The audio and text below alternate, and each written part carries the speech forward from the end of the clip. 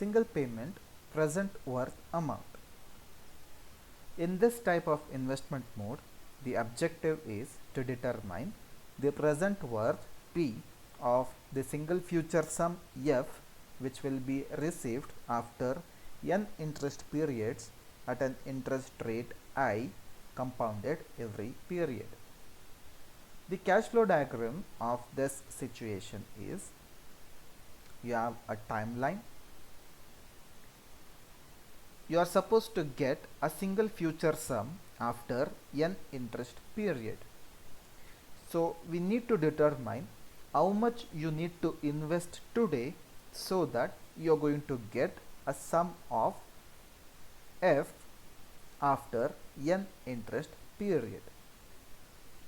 The mathematical representation of this situation is known value of F, if P is unknown, with I interest rate and n interest period.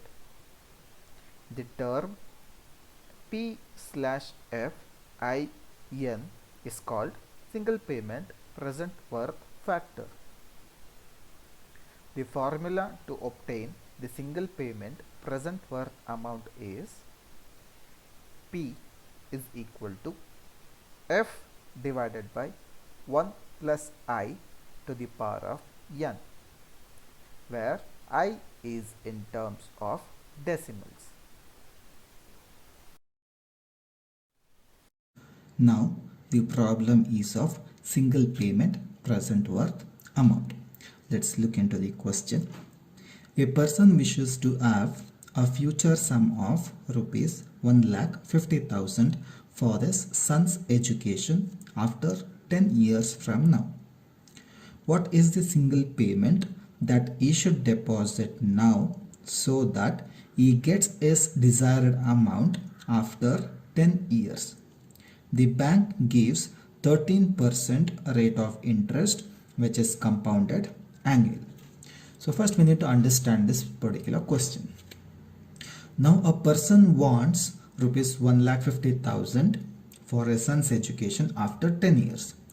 And he wants to deposit a certain amount of money into a bank which is going to give 13% interest rate for that particular amount. So here we need to calculate how much this person wants to deposit today so that after 10 years he is going to get rupees 1,50,000. So we'll solve this question. Solution. We'll write down the given data. So given data,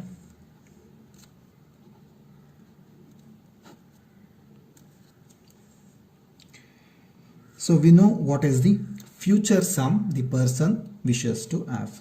So the future value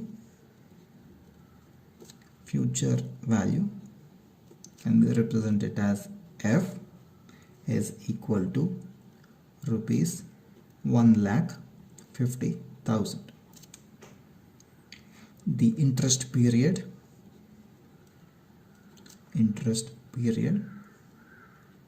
which is small n is equal to, is keeping it for 10 years, so it is 10 years.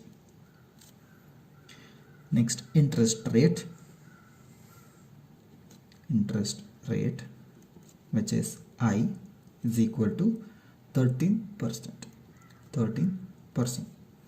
and it is compounded annually. So if they do not give anything with respect to annually compounded or not, it is assumed to be compounded annually. So if they do not give this statement, don't get confused. Even if they don't mention this value, it is compounded annually. So again, for this type of problem, we are supposed to draw the cash flow diagram. So as I told you, it consists of a timeline with cash inflow and cash outflow. Cash outflow, cash inflow with time. So cash flow diagram are must because marks will be allotted for this cash flow diagram. So we'll draw the timeline now. So again the timeline is for 10 years. So it starts with 0, So 1, 2, 3, 4, 9 and 10. So now we are supposed to be careful with cash inflow and cash outflow. So the person wishes to have 1,50,000 into his account. So the money what he wants, that is the money is coming into the account. So into the account, that is cash inflow. So after 10 years he wants rupees 1,50,000. For that he wants to invest now. So if the person wants to invest, the money he wants to put from his account to bank's account, that is cash is flowing outside his account. So this is the value of P, which is unknown value. This he is supposed to find. So now we'll determine what is the present worth. So present worth or present value, which is denoted as capital P, is equal to future worth or the future value divided by 1 plus I to the power of n. Again, I is in decimal. So for all these problems, I will be, that is the rate of interest will be in decimal. So I is in decimal.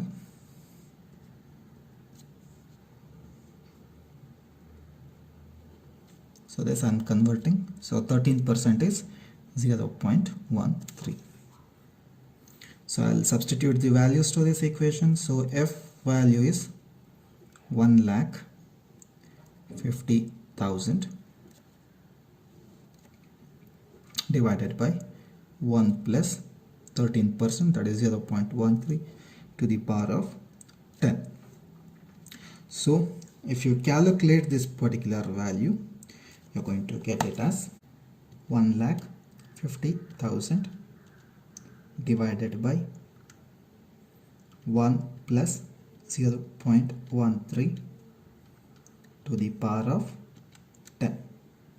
So if you solve this, you are getting the value of 44,188.25.